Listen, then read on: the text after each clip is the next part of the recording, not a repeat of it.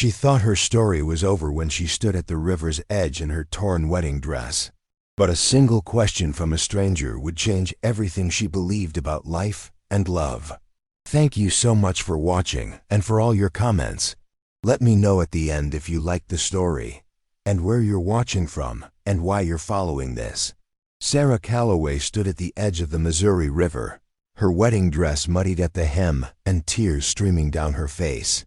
The setting sun cast long shadows across the water, turning it into a ribbon of gold and crimson.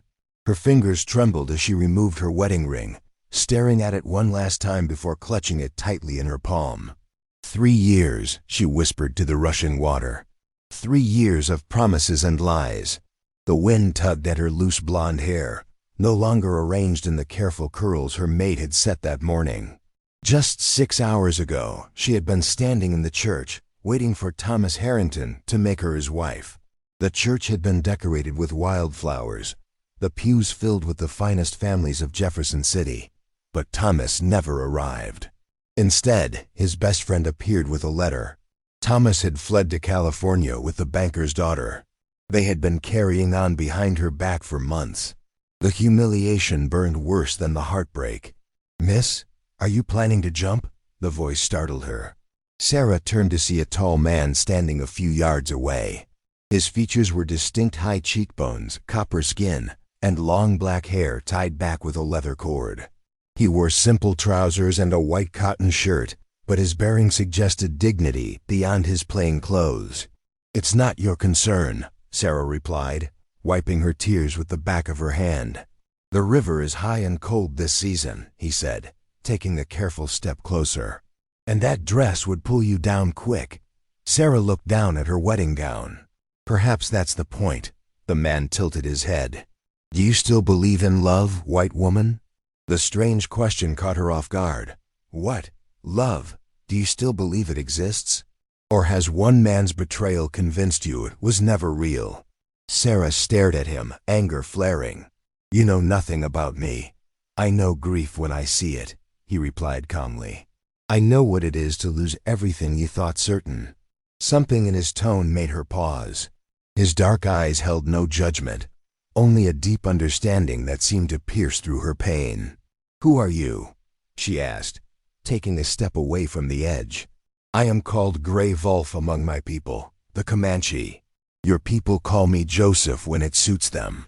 Sarah had heard stories about the Comanche tribe's fierce warriors of the plains. But this man's presence didn't frighten her. Perhaps she was beyond fear now. "Why are you here, so far from your people?" "I work as a guide for the army sometimes. I was heading back to the fort when I saw a woman in white by the river." He gestured to the horizon. "The sun sets, miss. Whatever decision you make it in the light."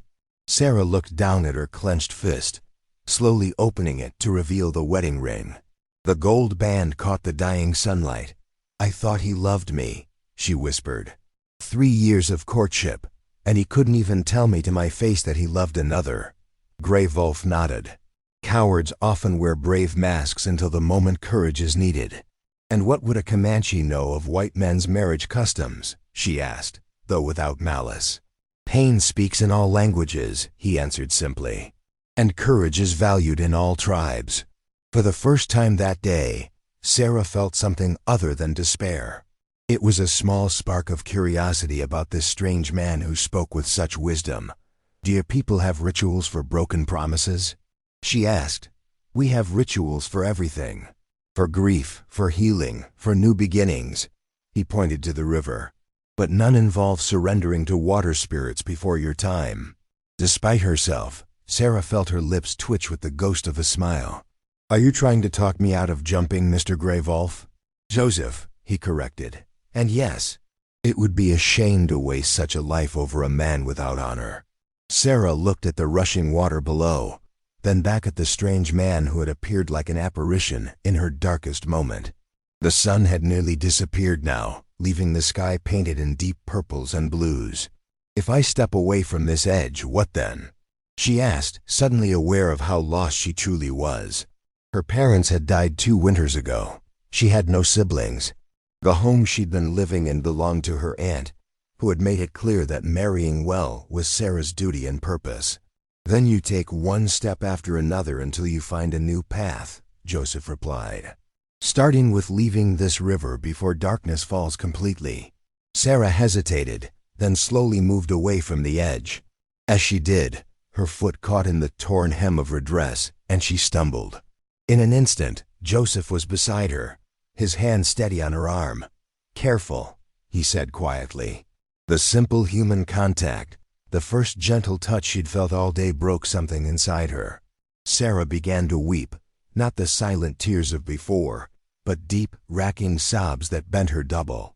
Joseph stood silently beside her, his hand still supporting her arm, letting her grief flow unchecked. When the storm of tears finally subsided, Sarah straightened, embarrassed by her display. "I'm sorry." "Never apologize for honest emotion," Joseph said. "Come, I'll escort you back to town." "I can't go back there," Sarah said, panic rising in her chest. "Everyone knows. They're all talking about poor Sarah Calloway, abandoned at the altar." Joseph considered this. "Then don't go back tonight. There's a trapper's cabin not far from here. It's abandoned but sound. You can gather your thoughts until morning." Sarah knew she should refuse. Going anywhere with a strange man, especially a Comanche, was beyond improper. But the thought of facing the pitying stares and whispered comments was unbearable. "Lead the way, Mr. Gray Wolf," she said finally, making her decision. As they walked away from the river, Sarah cast one last look at the water. She dropped the wedding ring, watching it disappear into the current below. Whatever happened next, there would be no going back. The trapper's cabin was small but sturdy, nestled among tall pines about a mile from the river. Joseph lit a lantern hanging by the door, illuminating the simple interior: a wooden table with 2 chairs, a stone fireplace, and a narrow bed pushed against the far wall. "It's not much," he said, moving to start a fire in the hearth, "but it will keep you safe tonight." Sarah stood awkwardly in her muddied wedding dress, feeling out of place among the rustic surroundings. "Do you often bring strange women to abandoned cabins, Mr. Gray Wolf?" A hint of amusement crossed his face as he arranged kindling. "No, Miss Calloway. This is a first for me as well." "How do you know my name?" Sarah asked, suddenly alert. "The whole town was talking about the Calloway-Harrington wedding," he replied simply. "I may be Comanche, but I have ears." Sarah sank into one of the wooden chairs, suddenly exhausted. "I suppose everyone is talking about the Calloway humiliation now." "People will always talk," Joseph said, coaxing flames to life in the hearth. "Tomorrow they will find something new to discuss." The fire began to catch, sending golden light dancing across the cabin walls. Sarah watched Joseph as he worked, noting the efficient way he moved, the careful precision of his actions. There was nothing wasted in his movements. "Are you hungry?" he asked, standing up from the now crackling fire. Sarah realized she hadn't eaten since breakfast. The elaborate wedding feast had been abandoned along with the bride. "Yes, actually." Joseph nodded and reached for a canvas bag he'd carried. He produced some jerky dried apples and a small loaf of bread. "Not a wedding feast, but it will sustain you." "Thank you," Sarah said, accepting the simple meal. As they ate in silence, she found herself studying him more openly. "May I ask you something, Joseph?" He nodded. "Why did you stop to help me?" "Most white men would have looked the other way. Most Indians might have too." Joseph considered her question carefully before answering. 7 winters ago, my wife and son died of the fever that swept through our camp. For many moons, I walked as a ghost among my people, hollow inside. One day, I stood at the edge of a high cliff, much as you stood by the river. Sarah's breath caught. "What stopped you?" "An old medicine woman from our tribe. She told me that grief is not the end of the path, only a turning in the trail." He met Sarah's gaze directly. "When I saw you by the river, I remembered her words." The simple honesty of his story touched Sarah deeply. "I'm sorry about your family." "As I am sorry for your pain today," he replied. "But pain teaches us if we allow it." Sarah looked down at her wedding dress, now stained with mud and river water. "I don't know what to do next," she admitted. I've spent 3 years planning a life that disappeared in an instant. What did you want from that life? Joseph asked. The question caught her off guard. What do you mean? Beyond the man who left, what were you seeking? A home? Children? Purpose? Sarah had never considered separating her dreams from Thomas himself. I suppose I wanted a home of my own. Security, to matter to someone. Joseph nodded. Those things don't require Thomas Harrington. Easy for you to say, Sarah replied with a flash of irritation. A woman alone has few options in this world. And what are they? Sarah sighed. I could return to my aunt's house and hope another suitor eventually appears. I could seek employment as a teacher or companion, though positions are scarce. Or I could.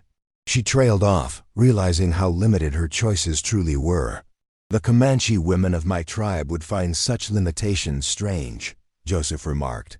They own their homes, trade goods, and choose their own husbands. Some even fight alongside the men. That's not how it works in my world, Sarah said. Perhaps your world is smaller than it needs to be, Joseph suggested quietly. They fell silent as the fire popped and hissed in the hearth. Outside, an owl called into the night, its haunting sound filtering through the cabin walls. I should leave you to rest, Joseph said finally, rising from his chair. I'll sleep outside to keep watch. Wait, Sarah said, sudden panic filling her at the thought of being alone with her thoughts. Would you tell me more about your people? Just for a little while. Joseph hesitated, then nodded. He settled back into his chair and began speaking in a low, rhythmic voice about Comanche traditions, their connection to the land, and stories passed down through generations. Sarah listened, transported momentarily away from her own troubles by his vivid descriptions of life on the plains.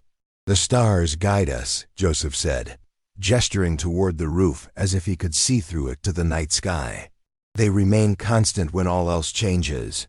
Like your medicine woman's advice, Sarah murmured, fighting to keep her eyes open as exhaustion crept over her. Yes, Joseph agreed. Some truths remain even when the world shifts beneath our feet. Sarah's eyelids grew heavy as the warmth of the fire and the gentle cadence of Joseph's voice lulled her toward sleep. The last thing she remembered was his voice saying something about dawn bringing new light to old problems.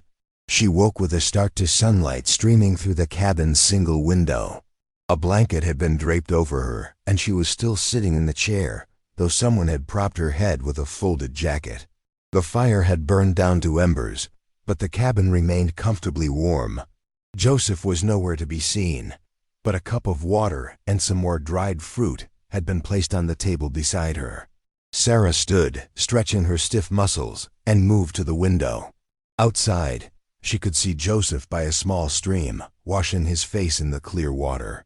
For the first time, Sarah truly looked at herself, the torn and muddied wedding dress, her hair tangled and wild, her hands still bearing the dirt from the riverbank. Yet somehow, in the morning light, her situation didn't seem quite as desperate as it had the night before. One step after another, she whispered to herself, remembering Joseph's words. Whatever came next, she had survived the worst day of her life. Perhaps that was something to build upon. When Joseph returned to the cabin, he carried a bundle of clothing. I rode to the fort at first light, he explained. The laundress there owed me a favor. These aren't fine things, but they're clean and practical. Sarah accepted the bundle, a simple blue cotton dress, undergarments, and a woolen shawl. Thank you, she said, touched by his thoughtfulness. You didn't have to do that. A new path sometimes requires new garments, he replied with a slight smile. I'll wait outside while you change. Alone in the cabin, Sarah shed her wedding dress with mixed emotions. As she slipped into the simple blue dress, she felt as though she were shedding more than just fabric. She was leaving behind the person she had been, the future she had planned, the life she had expected. When she emerged from the cabin, Joseph was waiting with 2 horses. I thought you might prefer not to walk back to town. Sarah approached the gentle-looking mare, stroking its nose. I'm not sure I'm ready to face everyone. You don't have to explain yourself to anyone, Joseph said. but you will need to decide where your path leads next. As Sarah mounted the horse with Joseph's assistance, she realized that for the first time in years, her future was entirely her own to determine. The thought was both terrifying and strangely liberating. "Joseph," she said as they prepared to ride, "thank you for being at the river yesterday." He nodded once, his dark eyes meeting hers. Sometimes the greatest courage is simply to continue breathing when it would be easier not to. As they rode toward town, Sarah wondered what awaited her there, and what unexpected paths might open before her now that she was no longer Thomas Harrington's intended bride. Jefferson City appeared on the horizon, its church steeple rising above the other buildings like an accusing finger pointed at the sky. Sarah's stomach tightened as they approached. The town represented everything she'd lost: her reputation, her future, her sense of belonging. "We can skirt around the main streets," Joseph offered, noting her tension. "Approach your aunt's house from the back way." Sarah straightened her spine. "No, if I'm to face my new life, I might as well begin now." Joseph studied her for a moment, then nodded with approval. Courage comes in many forms. They rode down Main Street at a steady pace. It was mid-morning, and the sidewalks bustled with activity. Heads turned as they passed. Sarah felt the weight of stares, heard the hush of conversations interrupted by her appearance. Riding through town with a Comanche man, wearing borrowed clothes instead of her wedding finery, it was social suicide by any measure. "Miss Calloway." "Oh, my stars." The voice belonged to Mrs. Peterson, the milliner, who rushed to the edge of the street with her hand pressed dramatically to her chest. "We've been frantic with worry. When you disappeared after that dreadful business at the church, I'm quite well." "Thank you, Mrs. Peterson," Sarah replied with forced calm. "Please inform anyone who inquires that I'll be at my aunt's house." Before the woman could respond, Sarah nudged her horse forward, keeping her gaze fixed straight ahead. Joseph rode silently beside her, his presence both comforting and complicating her situation further. "They'll talk about this for months," Sarah murmured. "Let them," Joseph replied simply. "Their words can only harm you if you believe them important." They turned onto Elm Street, where her aunt's handsome two-story house stood among other respectable dwellings. Sarah dismounted before they reached the front gate, turning to Joseph with uncertainty. "I should go alone from here," she said. "My aunt is traditional in her views." Joseph nodded, understanding her meaning perfectly. "What will you do now, Sarah Calloway?" It was the first time he had used her given name, and something about hearing it in his deep voice made her pause. "I don't know yet," she admitted. "But I won't be returning to the river." A hint of a smile touched his lips. "That is a good beginning." Sarah hesitated, then asked, "Will you be staying in Jefferson City long?" "I leave for Fort Gibson tomorrow," he replied. "The Army requires my services as a guide and interpreter for a survey expedition."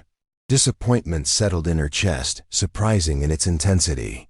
This man was a stranger, yet in the space of one night, he had become the only person who had seen her at her worst and still treated her with dignity. "Thank you for your kindness, Joseph," she said formally, extending her hand. Instead of shaking it, he took her hand gently and turned it palm up. From his pocket, he withdrew a small carved wooden star, which he placed in her palm. "To remind you that some guides remain constant," he said, "even on the darkest nights."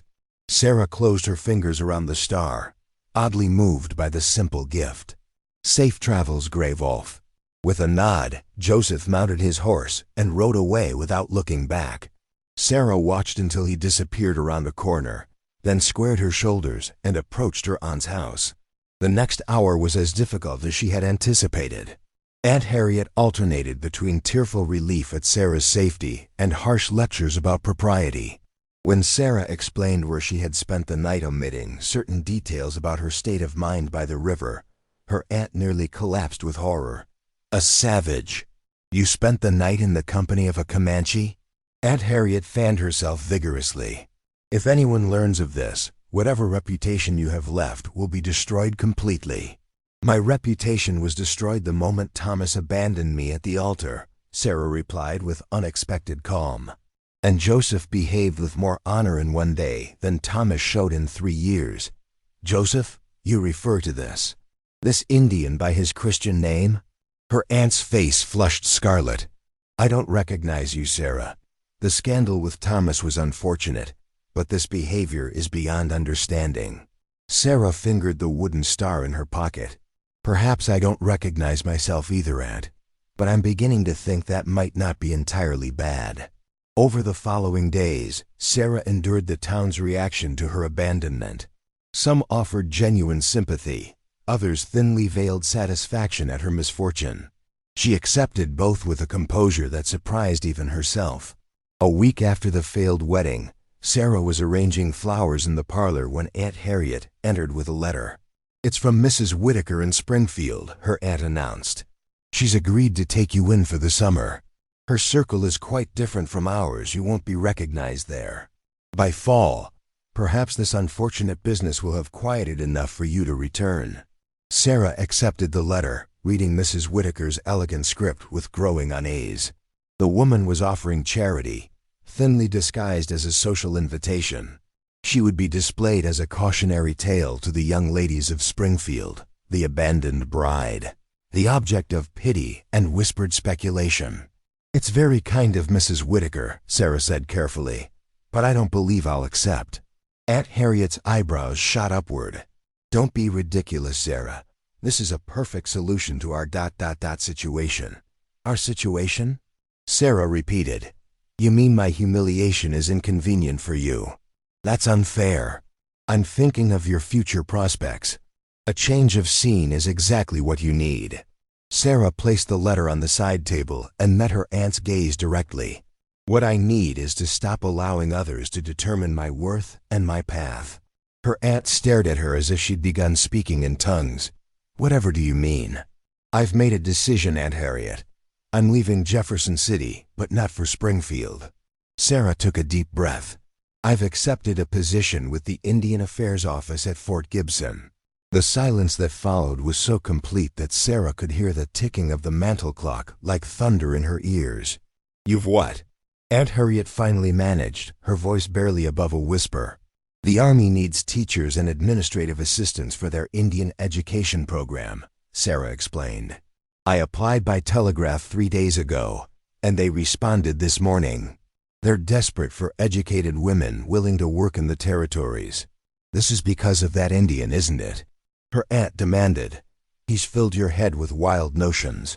This is because of me, Sarah countered firmly. For the first time in my life, I'm making a choice based on what I want, not what others expect. And what about marriage, family, the life you were meant to have? Sarah touched the wooden star in her pocket. If those things are meant for me, they'll happen in their own time. But I won't sit here waiting for another Thomas Harrington to determine my value. Her aunt sank into a chair, dabbing at her eyes with a handkerchief. You'll be ruined, living among soldiers and savages. Perhaps, Sarah acknowledged. Or perhaps I'll find something I never knew I was missing. 2 weeks later, Sarah stood on the platform of Jefferson City's train station, a single trunk containing her possessions at her feet. Aunt Harriet had refused to accompany her, a final protest against what she viewed as Sarah's descent into madness. As the train approached, belching smoke into the clear spring sky, Sarah felt a curious mixture of terror and exhilaration. The wooden star was pinned inside her traveling coat, close to her heart, a reminder that even in the darkest moments, new paths could appear when least expected. The train whistle pierced the air, and Sarah picked up her valise. Whatever awaited her at Fort Gibson, hardship or opportunity, loneliness or connection, she was choosing it with open eyes and a heart that, while bruised, was still capable of hope. As she boarded the train that would take her south toward Indian Territory, Sarah Calloway left behind not just a town, but a version of herself that no longer fit who she was becoming. Fort Gibson rose from the Oklahoma landscape like a patchwork of civilization thrust into the wilderness. After 3 days of uncomfortable travel by train and stagecoach, Sarah viewed the collection of wooden buildings, parade grounds, and barracks with equal parts trepidation and determination. The Indian Affairs Office occupied a modest building near the fort's eastern wall. Inside, Sarah was greeted by a harried-looking man with spectacles and ink-stained fingers. "Miss Calloway, I presume? I'm Walter Simmons, Administrative Director." He barely looked up from his papers. "You're to assist with correspondence and the Women's Education Program. Mrs. Blackwood will show you to your quarters." A severe woman in her 50s appeared, eyeing Sarah with frank assessment. "Come along, Miss Calloway. The teacher's quarters are behind the schoolhouse." Sarah's room proved to be small but clean, with a narrow bed, a writing desk, and a window overlooking the distant hills. After Mrs. Blackwood departed with a curt reminder about breakfast at 6, Sarah sat on the edge of her bed, suddenly overwhelmed by the reality of her decision.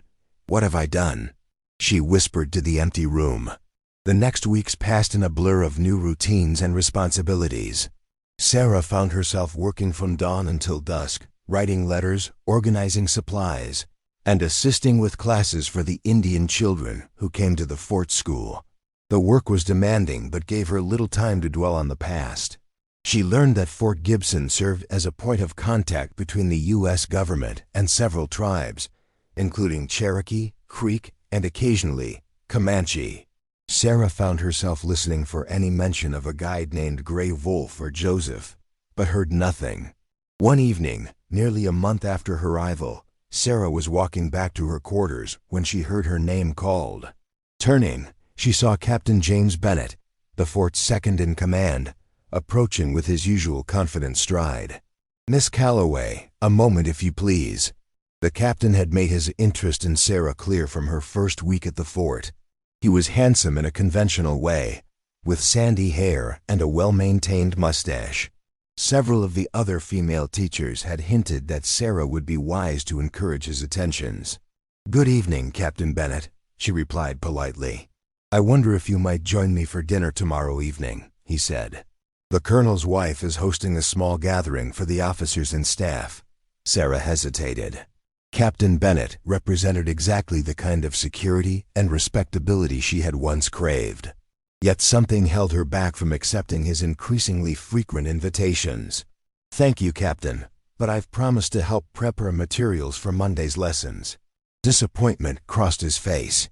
"You work too hard, Miss Calloway. All work and no companionship makes for a lonely existence."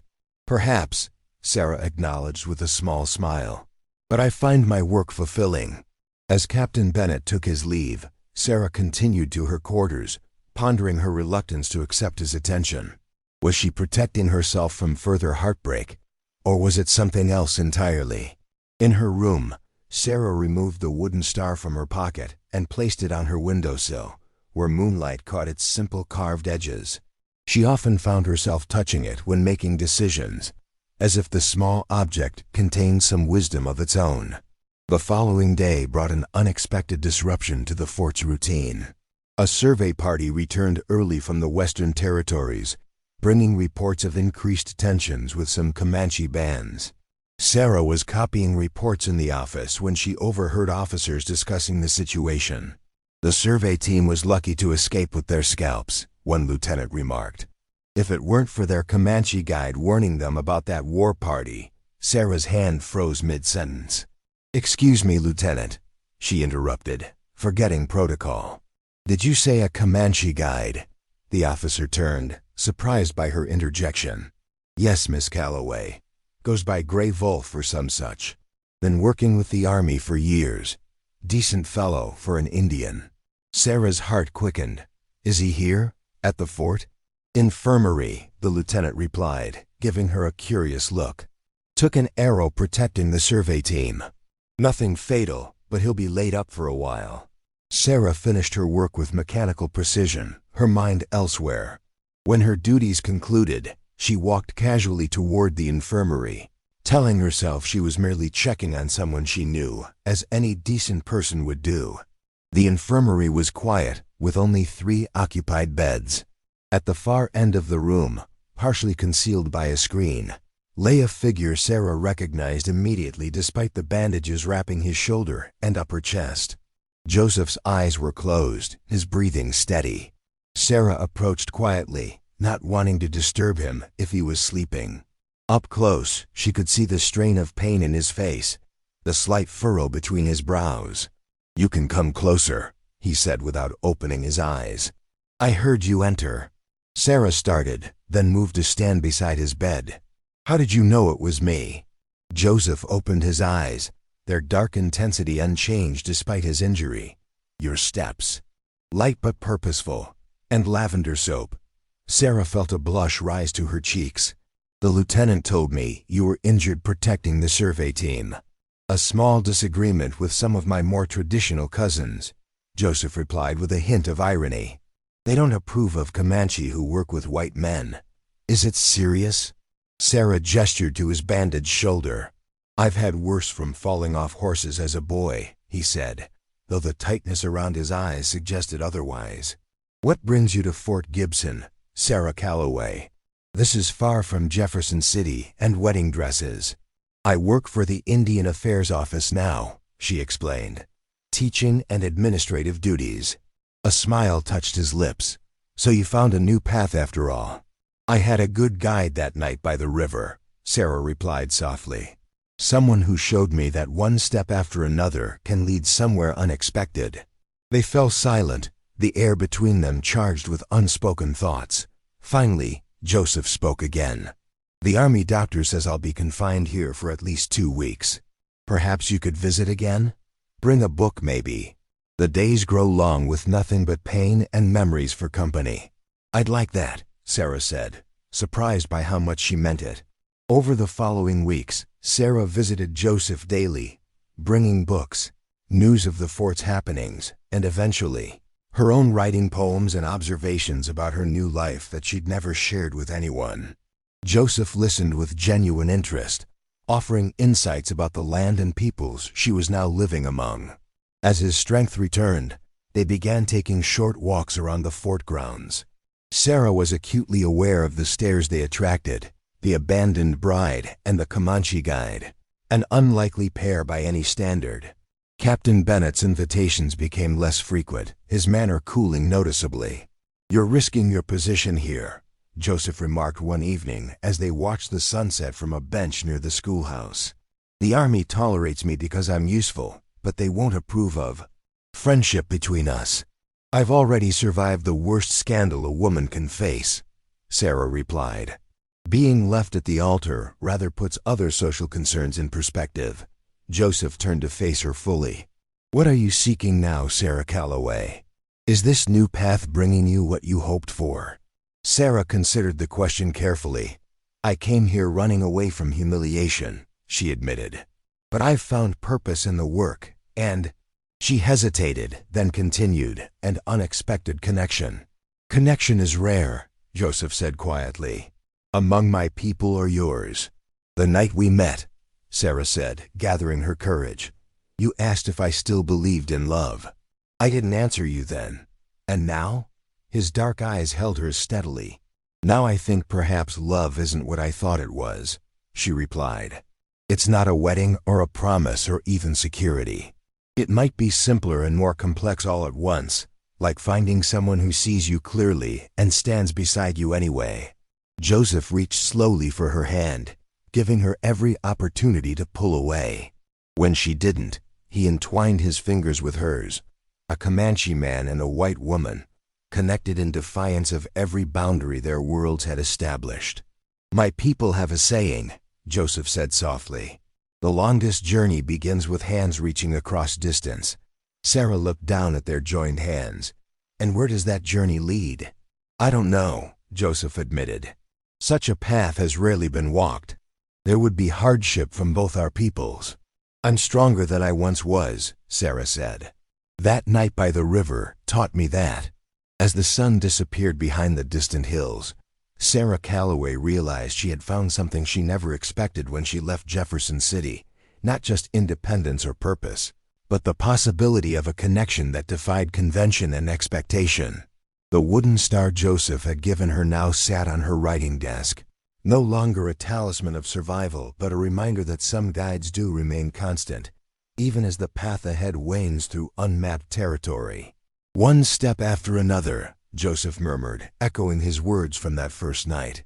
Sarah squeezed his hand gently, into whatever comes next. Around them, Fort Gibson continued its evening routines, soldiers drilling, flags lowering, lamps being lit against the gathering darkness. But on their bench, Sarah and Joseph had created a small island of possibility, where a woman who once stood at the edge of despair and a man who had walked between two worlds could imagine a future neither had, believed possible before their paths crossed by a riverbank at sunset.